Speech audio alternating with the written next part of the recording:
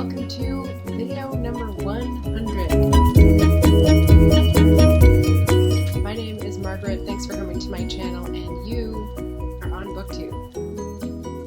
So, what have I promised for this video?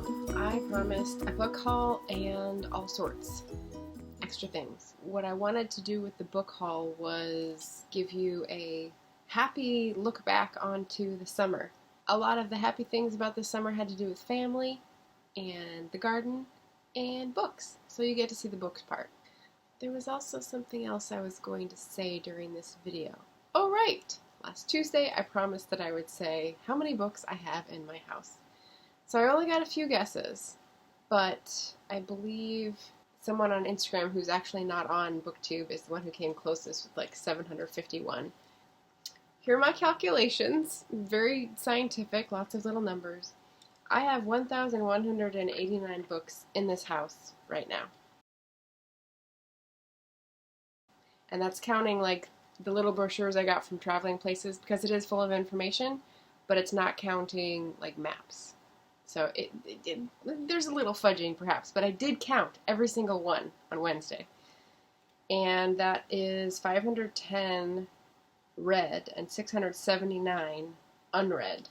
So I think that's about like 60-40 unread to read, because I need more possibilities around me than I need look back material. Is that a lot for a 700 square foot apartment? Probably. Yeah, what can I say? I have lots of books and lots of different purposes. French books, cookbooks, a few kids books, research books, fiction, nonfiction, social justice books, information books, local author books.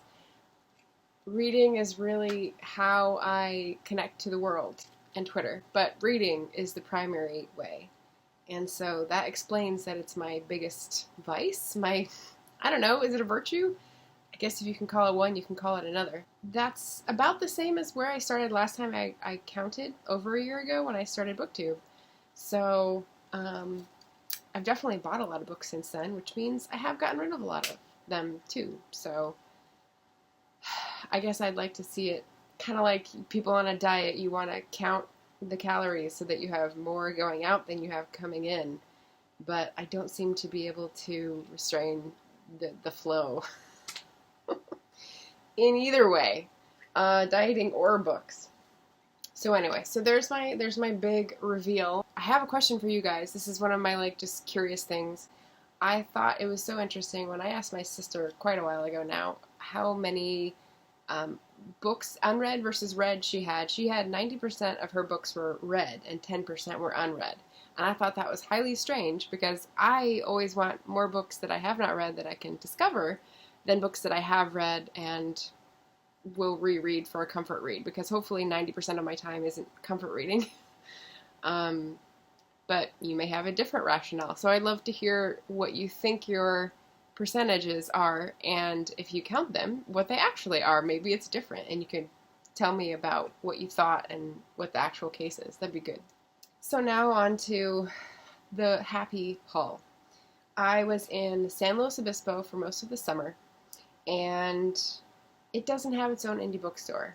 I'm sad to report. The town I grew up in had several bookstores and used bookstores, as I said last time, Leon's and Novel Experience and whatnot, but they're all gone. Barnes & Noble went in the mid-90s, and just like Walmart does in other situations, it blew out all the bookstores that were small. So that's all we have now, 20 years later. And so I had to go out to Morro Bay and Tascadero, and the one used bookstore that is still there, that is co-owned by the husband of my third grade teacher, something like that, I don't really know, Phoenix Books. But for the other two, I'd love to thank Noelle 7 Pages, who I think lives in North County and told me about these bookstores. So thank you, Noelle 7 Pages, the only booktuber I've found who lives in my neck of the woods, this was a great perk of knowing someone there. I will show you what I found in order of the summer progression. So first I went to Phoenix Books, which is downtown SLO, and I had a stack and I narrowed it down. This is me trying to be good. I narrowed it down to two that I knew I was looking for. Frank Norris, who wrote The Pit. I have The Octopus to read, which is in the same series, and McTeague is the one that is, most famous. This is the one that other people read in my high school for a class read. A story of San Francisco around the turn of the 20th century in the era that I'm researching, and also supposed to be a really good novel about like class conflict. That was one. And then the other one is William Dean Howells' A Hazard of New Fortunes. So I think it was Alan, it might have been someone else, who said William Dean Howells has, in one of his books, has a takedown of the publishing industry in the first decade of the 20th century. And so also what I'm interested in for research. So I found both of those there. That was early on in my stay. Fast forward a month or so, and my parents were coming to stay, and I was getting ready to leave, and I kind of wanted to do big summer blowout. Big summer blowout? I went on my own to Atascadero to the Book Odyssey, which is a long, narrow shop, and I took a couple pictures, I'll put them in. Stacked to the gills, a very knowledgeable weekend worker in, and I talked to her, and I'll put her Instagram up because I met her and said hello. Yeah, just a few books. These were less restrained. Obviously, this is my blowout, chance for blowout. A blowout? But they all seem like they could be good. So let's see. Snow Country by Yasunari Kawabata. This is a classic, a Nobel Prize winner in 1968, and that was a tumultuous year, so that's got to be pretty interesting. It's from a Japanese writer. Stack these up here. Memory Called Empire by Arkady Martine, recommended by Amrita, and I just started it, and I'm going to be buddy reading it with Katja Weinert, and she's already mentioned it today, and I can't wait to get into it. I'm not very far. I just read the first 2 chapters, and they're glorious so far. We've got Mrs. Arris Goes to Paris, Mrs. Arris Goes to New York by Paul Gallico, and this just seemed too cute. It's I thought I'd probably be able to mine it for language from the early 20th century, expressions, and also just have like a good comic novel, kind of like Amelia Bedelia. It seems like she's giving the quality, the what for, if you know what I mean. So I thought that'd be fun. We've got another one of these. They're a dead giveaway that they're going to be part of the Schomburg Library of 19th Century Black Women Writers, and this is 4 Girls at Cottage City by Emma D. Kelly Hawkins. I try to find these whenever I go to used bookstores because they're the voices. This library has done the work of finding voices that didn't get heard by too many people. This is how I found The Wonderful Adventures of Mrs. Seacole, is with this library's collection. So the binding is kind of like New York Review of Books. It's a tip-off that it's going to be an interesting voice from that time, which is my period of, I don't know, expertise or interest. More William Dean Howells, the ones that I had not gotten already, and I don't like to buy more books of someone when I haven't read them yet. Usually that's a no-no, but this is The Rise of Silas Lapham. I don't know, I think it's going to be like Trollope. I think I'm going to like to dip into this person's work, and so I got 2 more. This one and William Dean Howells' A Modern Instance. They just seem like my type of novel. Late 19th century, Gilded Age, class conflict, social justice, struggling labor. Like, yes, please. There's 3 William Dean Howells in one summer. I hope I like him. Then I found this and had to get it. It's Ecotopia. We're all starting to talk about Cli-Fi now by Ernest Callenbach. And, you know, it's a 90s cover. Check that 90s cover. Ecotopia was founded when Northern California, Oregon, and Washington seceded from the Union to create a stable state ecosystem. And I just thought this would be interesting to read in this time period, much later. Then this was like the impulse buy of the stack, The 7 or 8 Deaths of Stella Fortuna. Someone had said it was really good.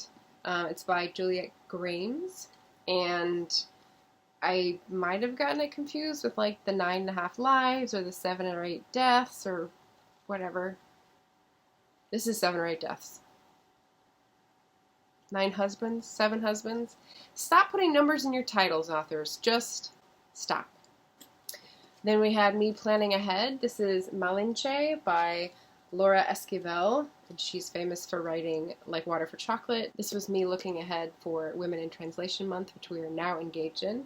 It will come up in a moment, but I'm going to read this later in the month. And then the last one from the Book Odyssey was one of my favorite authors, Jacqueline Winspear, The Care and Management of Lies.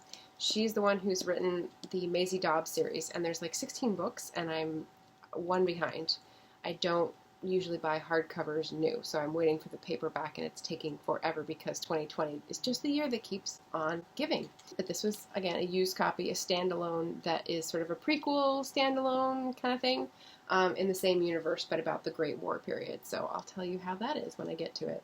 This is probably going to be a comfort read, so not on the priority list. So that's the Book Odyssey. I went there on Friday on my own, like I said, and then I raced back to get on the live with John, and then Saturday, the next day, I took my mom out and we went to Wayward Baking because I had to get another fix, and then we whisked off to Morro Bay for Coalesce, which is another bookshop / wedding garden chapel thing. They are definitely on the coast of California, so interpret that how you will. There are hippie vibes, and it's good. It's good stuff. Since I went there with my mom, I was a little bit more reserved and restrained. And let's see, I got 2 for Wit Month, which is The Hen Who Dreamed She Could Fly, which several people have already told me they have read and enjoyed, which I was very surprised by. Sun Ming Hwang. I think she wrote it a while ago, but it was only recently translated. This is actually a new copy. I read it. I'll tell you about it later. And when I just started and got a couple chapters into, by Hiromi Kawakami, The Nakano Thrift Shop. And I think this is kind of a darling as well. It's won some awards. This is Europa editions, if anyone's read Muriel Barbary's The Elegance of the Hedgehog. That's what it is. That's when I first became aware of the Europa editions, and again, they do the same kind of branding, and you could tell what their books are. So it's interesting so far. That's my third Wit Month. I think I might have... Oh yeah, I'm reading another one that's from 3 years ago, but that's not going so well. Alright, and then the other 3 from Coalesce, we've got Mary Webb, 7 for a Secret, and this is a Virago edition. This is on another book that I have, so it's obviously a classic painting that they're using for multiple books. That's fine. But this is the author of Precious Webb, which I read for... Not Precious Webb.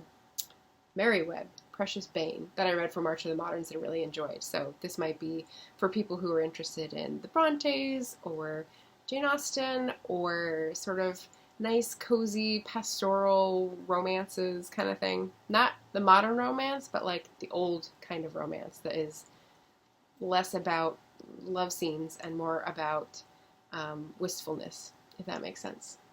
So I'm excited about that. Again, probably not a priority read. And then the next 2 I got because, yes.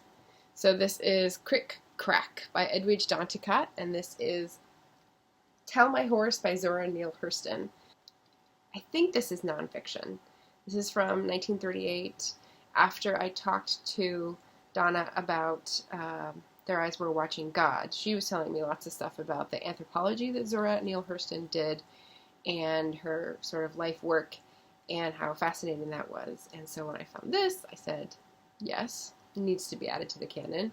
Anthro-soc kind of nerd, so the 30s version of that from a beautiful author's mouth. I mean, this is going to be very interesting to read. And then Edwidge Danticat is an author that I've been wanting to read for a long time. She's got lots of books out, but this is maybe the second one I have of hers. I need to read her. I think it's going to be one of those really emotionally heavy toll books, though. So, yes, we'll have to plan when that comes in the rotation. So those are the 3 books from San Luis Obispo County. But here's the thing. Since I depend so much on books for so many aspects of my life, there's more ways the books came to me besides me buying them. I mean, besides me going into shops and supporting indie bookstores. I also supported indie authors this summer. And while I was down in California, I ordered Anatomy of a Darkened Heart by Christy Stratos. This is a gothic horror, which is out of my bailiwick, but I love Christy. She's an awesome author. She has an awesome interview series that I was on, and so I wanted to see how she writes and what she sort of gets into. It's super creepy, and let me just shout out J.D. Estrada at the same time, because they're in my head. I met them at the same time, and J.D. just came out with Rhymes from a Wicked Nursery, which is also supposed to be very creepy, so that just dropped last Friday, and you should go out and get it. I'll talk more about it during the wrap-up. This is a haul. Okay. It's a late haul, and I've already read some of the books. And I also ordered from Yechilia Israel, Between Slavery and Freedom, the Stella Trilogy, Book 1. I ordered this direct from her website because someone recommended it as a very good passing narrative at the HNS conference in June. And so I had talked to her earlier about reviewing my book, and so I thought, oh, well, good place to go to find a book. So that's Indie Authors, direct sales. Speaking of HNS, I ordered The Women of the Copper Country by Mary Doria Russell.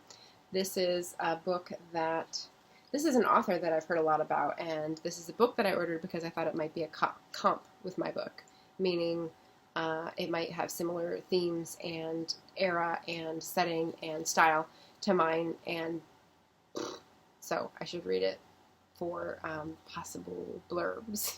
Another one that I ordered for the same reason from an HNS recommendation, and this gal spoke at the conference, Joy Jordan Lake's Under a Gilded Moon. And this is the one I recommended earlier because it's set in the era of the building of the Biltmore.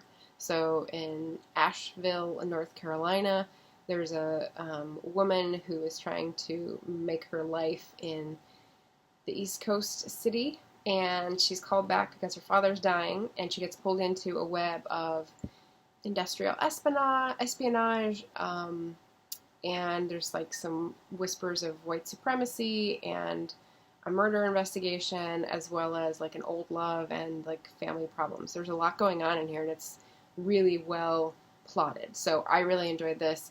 I forgot to include it in July, which is when I read it, and John pointed that out. So good memory, John. But yes, I would say solid 4-star, great interesting period of history, and why am I doing another review during a haul? Stop. Then I ordered some off Bookshop, like The Tainted. This is a recommendation from Aoife of Words of Clover, and this is by Kaveri Madhavan. It's Indian empirical history mixed in with Irish history. And so I think it's tapping on the links between the Irish oppression under British rule and the Indian revolt, although I'm not sure. It's a little later than the revolt or revolution period, so I'm not sure exactly what period it's going to treat, but I heard it was really good, and I figured I'd probably be writing about this time or something related to it sooner or later. So there we go. And this is when I walked into Barnes & Noble because I really needed a break from the house and the tenants, and I just bought something because I've been wanting to get this one, and everyone else has read it already. So if you are like me, one of the only people that haven't, tell me when you want a buddy read it in the next few months. I'd be game. And then ordered directly from the publisher, The Half-God of Rainfall. This is another one I've read, so I'll have to tell you about it later. But it's by Inwa Ellams, and this is one I'm going to be discussing with Sandy Golston of Sandy Golston Booktube TV when we get around to it. It's very small. It's an epic poem / modern epic thing, and I will talk more about it later. And finally, since the people who know and care about me know that I relate so strongly to books, they often gift me with books. So I've already said that Wanderlust was gifted to me because it was lost. It was by Rebecca Solnit, and Allison sent it to me in the mail when I was in St. Louis, and this is going to be a comfort read for later. Out Front, The Following Sea. This is an arc by Leah Engstman. This is a historical fiction that sounded amazing. I responded on Twitter. I'm going to read and review this later because it's coming out in a few months, so stay tuned for that. We Do This Till We Free Us by Mariam Kaba, Abolitionist Organizing and Transforming Justice. So this is a book that I was hoping would be about organizing, about mindset, about collaboration, and someone sent me this from Twitter because I said, yes, I'd love the used copy, so she sent it to me. It's just amazing people, strangers on the internet. This one was sent to me by our very own Beth Ann Berningo Sokolar. Thank you. It's a book that she had read, The Stars and the Blackness Between Them by Junauda Petrus, and this looked really good. So I said, yes, I'll take it since you're sending something already during our book swap time. So again, YA, Black, social justice, like, yes, and I hope it's going to be good writing. I'm looking forward to it. And then finally, I've got a hold of big books. I reconnected with a high school friend, and we traded a bag of books each on my way out of town. And I'm very excited to say I have this Scythe series. I think it's only 3, right? If it's not 3, it's 4. I may have to get the 4th one. But I got 3 big books to go through, so that should keep me a while. And for those of you who know me, you might be surprised. She also offloaded this on me. And this. And they are already both read. Yes. I'm not going to say what I thought of them, because you're going to have to wait till later. But this is a haul video. But as you might know, as you might be experiencing as well, we've had a heat wave for the past 4 or 5 days. And in Portland, that means you stay home and do nothing because there's no air conditioning. My planning has included, is it worth it going outside to go and do something? Or am I going to get home with heat exhaustion and then be no good for the rest of the day? So I've stayed home a lot, tried to do something in the 2 hours in the morning between 6 and 8 a.m. and tried to cool the apartment and then basically not moved and read for hours at a time.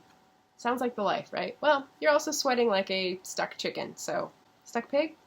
Basted turkey? Something gross. Anyway, hopefully we're coming out of that. The wildfire smoke is still here, but it was a lot cooler this morning for longer, so I actually went on a walk to the library. So I've had a few days of long stretches of reading because, number 1, my brain really couldn't focus on anything. Number 2, the transition between helping at home and coming back to nothing really concrete here is very weird. And so I'm a bit at sea, and once again, reading has been my anchor. So there we go. I've had a very interesting summer. It's been a very uncertain year, 2 years, and I don't know what I'm going to do next. I'm having that at sea feeling, but whenever I have felt purposeless, directionless, rudderless, we'll go with rudder, books have been my anchor to make me feel less panicked and less anxious, and it's a little bit of an escape, yes, and I have to be careful that Booktube doesn't become just a distraction so that I don't have to think of, what am I doing with my life? But when what am I doing with my life becomes too much, that's when you'll find me stuck in a book. So thanks for hanging around. Thanks for listening to me yak on about books. And I hope you'll stick around to tell me about the books you have, read versus unread. And also tell me, if you have felt the same way. And you don't have a hold of anything in this world, and books are the only thing that can do that for you. Woohoo! Yeah, so that's me today, and hopefully on Sunday it'll be cooling down and my brain will be back in gear and I'll be sending out job applications or writing that manuscript again or, something with a purpose. Until then, thanks so much for listening. I love you all. Thanks for being here for video 100, and I'll see you later. Bye!